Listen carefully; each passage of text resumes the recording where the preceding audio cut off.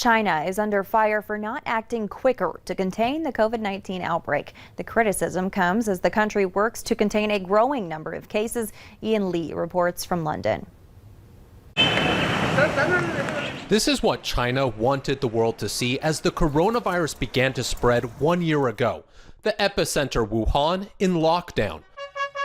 But an independent panel is slamming Beijing for initially dragging its feet, saying public health measures could have been applied more forcefully by local and national health authorities in China in January.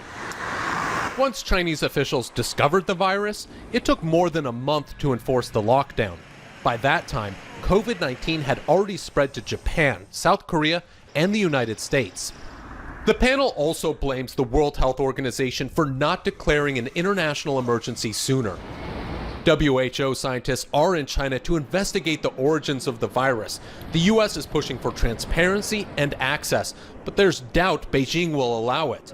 Several countries, including the U.S. and Australia, accuse China of shrouding the outbreak in secrecy. But China dismisses the criticism, arguing it took decisive action and was the first country to sound the alarm about the pandemic.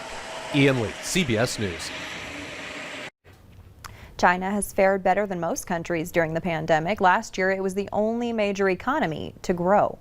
As hospitalizations continue to be at record high levels across the country due to the pandemic, a new study suggests COVID-19 patients in the ICU may have a higher chance of dying when there's a strain on the healthcare system. Researchers looked at data from more than 8,500 hospitalized COVID patients. Those who were treated in the ICU when there was an increased demand for critical care had nearly double the risk of dying.